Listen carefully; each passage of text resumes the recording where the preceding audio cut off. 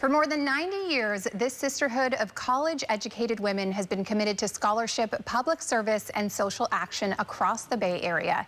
Joining us now is the president of the Berkeley Bay Area Alumnae Chapter of Delta Sigma Theta, Petrina, along with Josephine, the chair of Program Planning and Development, here to talk about their ongoing community initiatives. Petrina and Josephine, thanks for being here at Live in the Bay. Thank you for having us. Yes. Petrina, I'll start with you. Tell me about Delta Sigma Theta and just what you guys have been able to do in terms of service and giving back.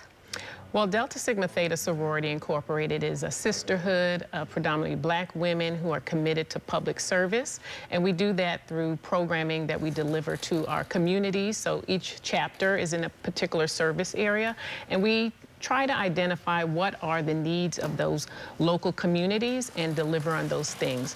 And one of our premises that are core to our organization, sisterhood is what we are, but we deliver on service, scholarship, and social action. So a lot of our activities right now and for our most recent Founders Day was centered around elevating our youth and being able to be in service to our school districts where we have Delta women serving as superintendents. Yes, incredible. And 113 years. I mean, what a marker. What did this day mean to all of you?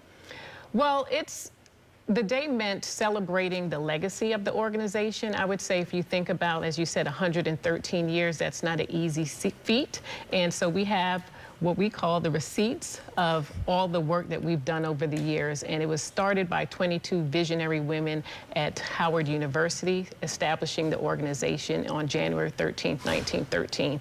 And so we want to, as women in our community, continue to uphold that legacy through the work that we do, making sure that we can uplift our communities and promote the needs of our students and youth within our service area to make sure that they can see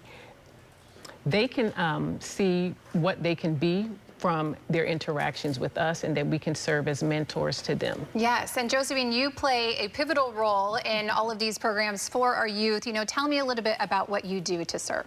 Sure. So I serve as our Program Planning and Development Chair. So a lot of that is ensuring the health of our overall chapter. We have over 100 members in our local chapter. And during our Founders Day, much of my focus was on our educational development efforts. So we had a series of 7 workshops at an event called Playing Your Path, Follow Your Passion. And a lot of that really involved strategic partnerships with different organizations around the Bay Area with all of our local chapters and also other historically Black fraternities and sororities. So much of my role, as well as the committee that I serve, have the pleasure of leading, is really around trying to help ensure that we all have a strong alignment with our goals and that we're constantly working to be in service of the most critical needs of our community in alignment with our global strategic priorities. And one of the ways that you've done that is partnering with the school districts in Oakland and Berkeley. Tell me about the programs that you've been able to institute there. Well, we were so excited. This past Founders Day, we engaged over 300 youth, and it would not have been possible without partnership. So we collaborated with, within Berkeley Unified School District, some population-specific programs, such as their African American Success Project.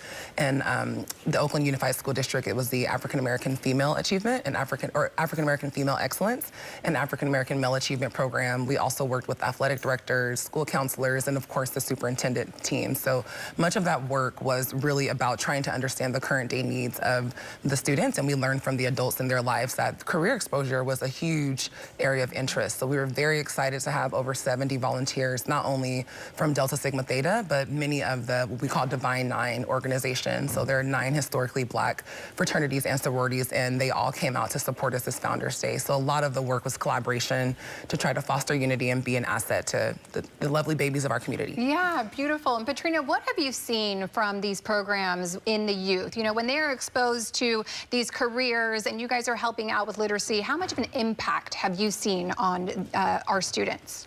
Well, I want to say over the years, our sorority, in our chapter specifically, have been giving scholarships to youth over the years. So many of those young people write back to us and let us know how their engagement with us through mentorship and also through financial resources have helped them to achieve their goals.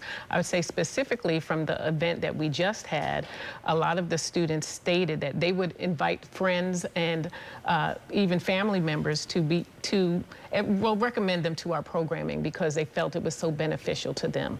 And so that's what we want to do, be models for what they can see and that they can be, and be able to be those resources for those young people. So I would say they were very highly engaged. They have followed up, some of them, with us, and the school staff has also asked that we come back because they see that this is a need and we want to be able to fill that need for them. Yeah, when I look back on my childhood, I feel like that is an area that I didn't know so many of these industries and jobs and careers even existed when I was a kid. So I know that this is just so pivotal in their lives to be exposed to it at such a young age. You know, Josephine, what have you seen when it comes to how they're benefiting from your programs? You know, I've seen that as a holistic benefit. The students benefit, but also the adult staff who are day in, day out in the schools, oftentimes under-resourced and really working to do the best they can. For the students in particular, I would say they're very eager, they're very smart, they already often know their path, and just need to be invested in on a consistent basis. We were so pleased that we were able to bring other sororities and other fraternities because not only does it expose them to Delta, but many other groups. So some students had no idea about them, some maybe have family members involved. But I would say overall, what I saw, especially from the campus partnership, they're really hardworking staff in our schools every single day, and they're really very much open to people coming back and giving back to the youth. Yeah, Petrina, what do you guys have coming up next that maybe people can get involved in still?